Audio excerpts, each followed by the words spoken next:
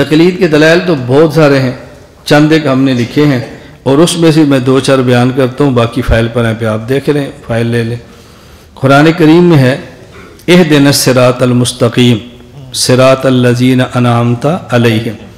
ہم اللہ تعالیٰ سے دعا مانگتے ہیں کہ یا اللہ ہم کو صراط مستقیم پر چلا دے۔ اور صراط مستقیم کیا ہے؟ صراط الذین انعمت علیہم، اللہ تعالیٰ ان کا راستہ دکھا جن کے راستے پر آپ نے انعام فرمایا ہے۔ وہ کون ہیں؟ وَمَن يُطِعِ اللَّهَ وَالرَّسُولَ فَأُولَٰئِكَ مَعَ الَّذِينَ أَنْعَمَ اللَّهُ عَلَيْهِم مِّنَ النَّبِيِّينَ وَالصِّدِّيقِينَ وَالشُّهَدَاءِ وَالصَّالِحِينَ، یہ منعم علیہم اللہ نے بتا دیے۔ اب دیکھو جنت میں ہم نے جانا ہے انشاءاللہ، اور اللہ جنت الفردوس عطا فرمائے۔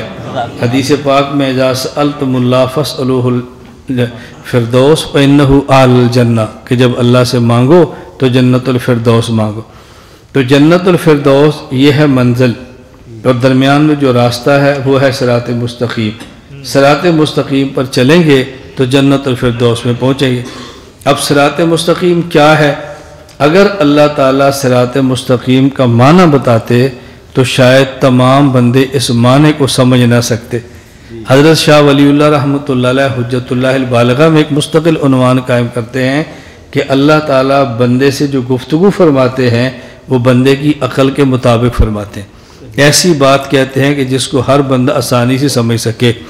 اب صراط مستقیم میں سمجھانے کے لیے اختصار سے عرض کیا کرتا ہوں، ایک ہے صراط مستقیم کا معنی، نمبر 2 صراط مستقیم کی علامات، نمبر 3 صراط مستقیم پر چلیں تو انعامات۔ یہ 3 چیزیں سمجھ آئیں تو صراط مستقیم سمجھ آتا ہے۔ صراط مستقیم کا معنی کیا ہے؟ حد سے گزرنا، حد سے اترنا، اور حد پہ رہنا۔ یہ حد پہ رہنا یہ ہے صراط مستقیم۔ 3 لفظ ہیں، حد سے گزر جانا، حد سے اتر جانا، اور حد پہ رہنا۔ اس کو عربی میں کہتے ہیں حد سے گزرنا یہ افراط ہے، حد سے اترنا یہ تفریط ہے، اور حد پہ رہنا یہ اعتدال ہے۔ اور شریعت میں کہتے ہیں حد سے گزرنا الحاد ہے، حد سے اترنا بدعات ہے، اور حد پہ رہنا یہ ہے صراط مستقیم، جسے ہم اہل سنت والجماعت کہتے ہیں۔ اب یہ تو صراط مستقیم کا معنی ہے نا، ہر بندے کے لیے سمجھنا مشکل ہے۔ مثالیں دیں پھر اس کو لمبی بات کریں۔ نمبر 2 صراط مستقیم کی علامات، تو اللہ نے معنی نہیں بتایا، اللہ نے علامات بتائی ہیں کہ صراط مستقیم کی علامات کیا ہے۔ اب دیکھو مشرکین نے نبی کریم صلی اللہ علیہ وسلم سے پوچھا تھا کہ اللہ کیا ہے، اللہ کیا ہے۔ اب بتاتے اللہ کیا ہے تو مشرک کیسے سمجھتا؟ اللہ تعالیٰ لیس بجوہر ولا بجسم، یہ ولا عرض ولا طویل ولا عریض، یوں تعریف ہوتی۔ عجیب بات یہ ہے کہ جب دنیا میں ہر چیز کی تعریف وجودی ہوتی ہے اور اللہ کی تعریف سلبی ہے، یہ عجیب بات ہے۔ دنیا میں جس کی بھی تعریف کریں گے نا، انسان کیا ہے یہ ہے، حیوان کیا ہے یہ ہے، اللہ کیا ہے، اللہ کی تعریف یہ ہے، نہ جوہر ہے، نہ جسم ہے، نہ عرض ہے، نہ طویل ہے، نہ عریض ہے، اللہ کی تعریف یوں ہوتی ہے بس۔ اللہ کی ذات کا معنی اس کے علاوہ کوئی بندہ بتا نہیں سکتا۔ تو اگر پوچھا اللہ کیا ہے، یہ بتاتے تو سمجھانا مشکل تھا نا۔ جوہر نہیں، اچھا جوہر کیا ہے، جسم نہیں ہے تو پھر جسم کیا ہے، مشکل تھا۔ فرمایا ان کو یہ بتاؤ قل هو اللہ احد، تم یہ نہ پوچھو اللہ کیا ہے، تم یہ پوچھو اللہ کون ہے۔ یہ نہ پوچھو اللہ کیا ہے بلکہ یہ پوچھو اللہ کون ہے۔ قل هو اللہ احد اللہ الصمد، تو اللہ کی صفتیں بیان کر دی ہیں۔ تو یہ نہیں بتایا صراط مستقیم کی تعریف کیا ہے، نہ بلکہ صراط مستقیم کی علامت بیان فرما دی ہے کہ صراط مستقیم کی 4 علامتیں ہیں۔